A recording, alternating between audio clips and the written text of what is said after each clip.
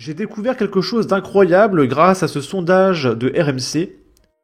Moins rembourser les cures thermales et les médicaments, pour ou contre. Et c'est plutôt moite-moite.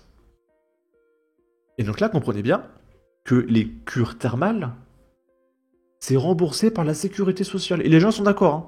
Là, c'est moite-moite. Et il y a un mec qui répond, les cures thermales ont un intérêt pour certaines pathologies. Par contre, que le conjoint soit du voyage sans payer, c'est non. Et il faut que ce soit pour ceux qui en ont vraiment besoin. Moi, je suis pas convaincu que les cures thermales ont besoin d'être remboursées par la sécurité sociale. Voilà. Et du coup, on va regarder ce tweet. Donc là, on voit Bernard et Chantal qui font une petite cure. Voilà, ils passent du bon temps, Bernard et Chantal. Cure thermale. La sécurité sociale peut vous offrir 18 jours de cure. L'assurance maladie prendra en charge 65% du forfait thermal, 70% des honoraires médicaux, billets de train jusqu'à 55% et 97,50 € d'hébergement. Donc, on paye le voyage et l'hébergement. Indemnité journalière si vos revenus ne dépassent pas 47 100 € par an. Ça fait quasiment 3 000 € par mois.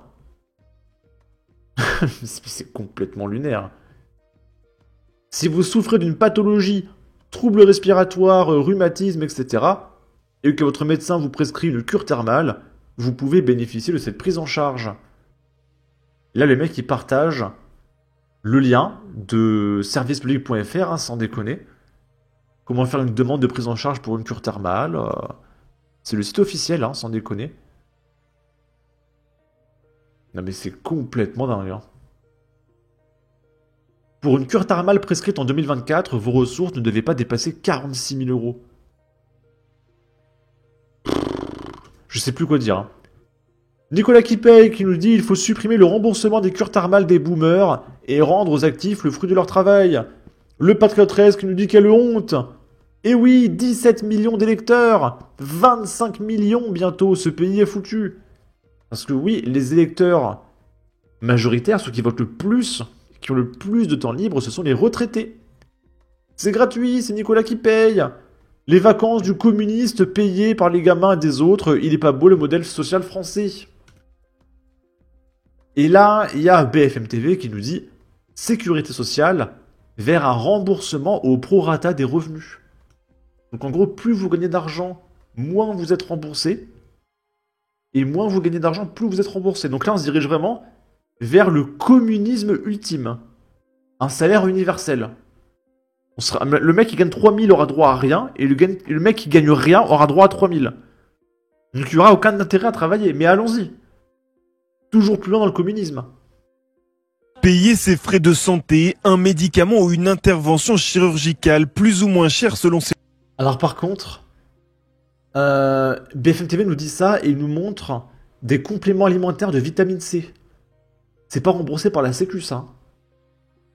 J'étais malade en hiver, mon médecin m'a prescrit de la vitamine C, c'était pas remboursé. Plus ou moins Ou là, est-ce que c'est juste moi, je bosse, donc j'ai pas le droit? Moi, j'ai dû la payer, ma vitamine C.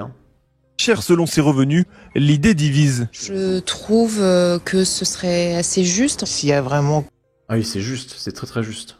qu'une certaine catégorie de gens qui doit payer, non, je suis pas tout à fait d'accord. Les gens qui gagnent plus, eh bien, c'est qu'ils le méritent.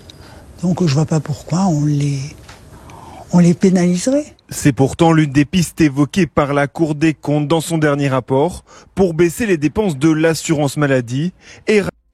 De toute façon, ça tiendra. Si ça arrive, ça ne tiendra jamais. Parce que quand les gens comprendront qu'il faudra pas travailler pour bien gagner sa vie, et qu'on ne produira plus rien, qu'il faudra payer tout le monde à la CAF, ça tiendra plus. Au bout d'un moment, ça va péter. Attraper un déficit de la sécurité sociale, s'élevant désormais à 15,3 milliards d'euros.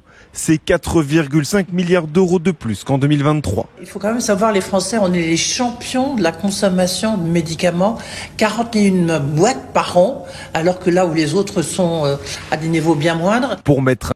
Après, en même temps, les médecins, ils se gavent. Et perso, j'ai un carton entier de sirop pour la toux. Parce que mon médecin, quand voilà, j'ai une grippe ou quoi, il me facture mais des flacons par paquet de 3, quoi. Alors que rien que pour me guérir moi, je consomme 20% d'un flacon. Mais vu que c'est remboursé par la sécurité sociale, le médecin il te facture tout ce qui est gratuit, tu vois. Et du coup, tu sors de la pharmacie avec un sac de 5 kilos de médicaments, alors que tu vas quasiment rien utiliser. Et c'est ça qu'il faut arrêter en fait, c'est la surfacturation des médicaments peut-être. Un terme à cette envolée, elle propose de lutter plus efficacement contre les fraudes, faire payer davantage les complémentaires santé, mais aussi Ça, en fait, ils sont perdus, ils comprennent pas ce qui se passe. Il faut arrêter les surfacturations de médicaments. repenser le champ des remboursements en fonction du niveau de revenu des assurés, avec comme modèle le système allemand. Les gens les plus riches payent déjà davantage que les gens les plus pauvres. C'est impraticable. En fait, on va pas avoir une carte vitale gold et une carte vitale démonétisée. On a une véritable justice sociale en France et elle est non pas sur les dépenses, mais sur les recettes. L'objectif est de réaliser entre 19 et 21 milliards d'euros d'économies d'ici à 2029 pour commencer, selon la Cour des comptes, à rétablir l'équilibre financier de la sécurité sociale. Alors, les commentaires. Et voilà, la bourgeoisie, le capitalisme, toujours prêt à détruire une part de communisme. Le principe de la sécurité sociale, de chacun selon ses moyens, à chacun selon ses besoins, et non pas tu gagnes tant, t'as droit à tant. Pour rattraper le déficit de la sécurité sociale, arrêtez de financer les transitions de genre dans un premier temps. Ces gens ne sont pas malades. J'ai pas compris le truc. Les hauts revenus cotisent déjà au prorata. Et ils se feraient en plus avoir en étant moins remboursés. Ok, si les prélèvements se font aussi au prorata alors. Si déjà on commençait à donner le bon nombre de médicaments et pas une boîte pour n'en consommer qu'un, ça éviterait la surconsommation. Ah, ben je suis pas tout seul à le dire. Bon. Et là, il y a ce monsieur qui vient nous parler de la CSG RDS. On va l'écouter. Non mais en fait, j'en peux plus. Faut que je vous explique un truc. En France, on a réussi à vous imposer sur de l'argent que vous n'avez jamais vu.